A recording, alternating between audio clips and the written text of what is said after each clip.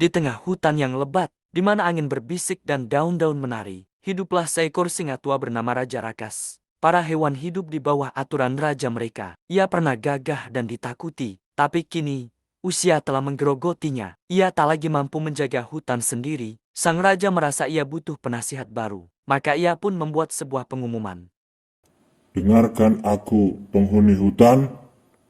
Aku butuh seorang penasihat yang bisa berpikir jernih dan setia tanpa pamrih, yang bijak dan setia.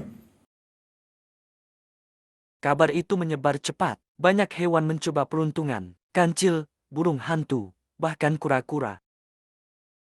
Kancil datang dengan wataknya yang banyak akal. Burung hantu membawa kebijaksanaan. Bahkan kura-kura datang, walau tertinggal jauh di belakang. Tapi satu hewan mencuri perhatian. Rubah bernama Siru. Cerdik, licin, dan penuh strategi. Ia datang dengan langkah ringan dan senyum penuh rahasia. Yang mulia, Anda tak perlu kuat. Anda hanya perlu terlihat kuat. Kalau aku bisa jadi bayangannya, aku bisa mengendalikan hutan dari balik layar.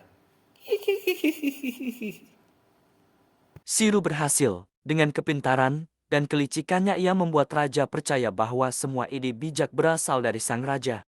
Siru menjadi penasehat, tapi diam-diam, Siru membuat aturan-aturan baru.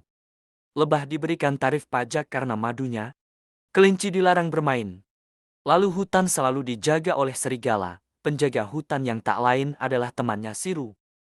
Lalu bagaimana dengan raja? Dia hanya duduk di singgasananya. Semua hewan mengira aturan datang dari Raja Rakas. Tapi diam-diam, hutan mulai berubah. Hutan jadi tak nyaman. Semua hewan mulai berbisik, tapi tak satu pun berani melawan, karena yang tampak memerintah adalah Raja Rakas. Suatu hari, Raja Rakas berjalan-jalan dan mendengar percakapan para hewan. Aku rindu bermain di padang rumput. Aku dilarang bermain di padang rumput. Rubah itu licik. Kami bahkan harus membayar untuk menyimpan madu. Singa tua itu hanyalah boneka. Semua ini hanyalah ulah si Rubah. Ia mendengar keluhan. Ia melihat ketakutan pada rakyatnya. Dan ia pun sadar, sang rubah telah memanipulasi segalanya. Maka, sang raja pun kecewa dan marah lalu memanggil Siru. Siapa yang menyuruh serigala menjaga gerbang? Lalu, ini siapa yang membuat pajak madu?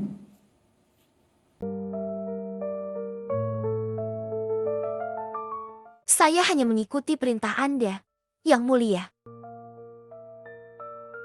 Raja terdiam, tapi sorot matanya tajam.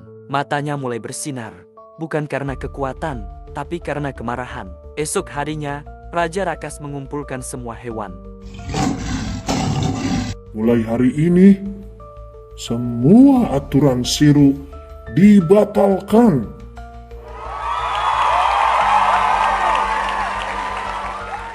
Siru mencoba membela diri, tapi kepercayaan sudah hilang. Bahkan serigala pun tak berpihak padanya.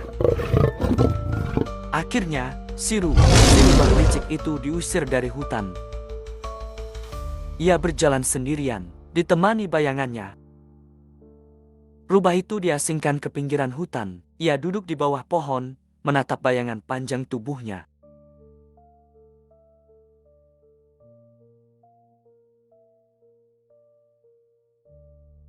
Kekuasaan sejati bukan soal siapa yang terlihat berkuasa, tapi siapa yang bertanggung jawab, bahkan saat tak terlihat. Dan Siru lupa satu hal. Bayangan tak bisa berdiri tanpa cahaya.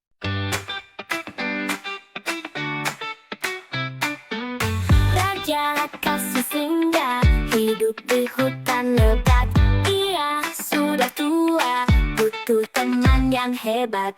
Datang rubah bernama Siru, pandai bicara banyak tipu. Aturannya bikin susah, hewan jadi gelisah. Jangan cepat percaya pada kata yang manis. Lihat dulu sikapnya, apakah jujur dan tulus.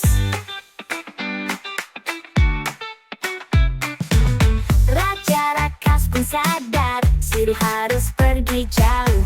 Kini hutan jadi damai, semua senang dan penuh cahaya.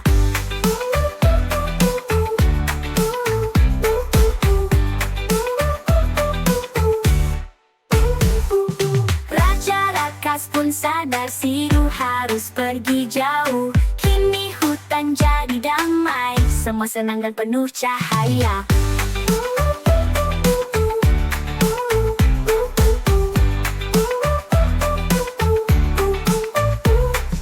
Raja Rakas pun sadar Siru harus pergi jauh.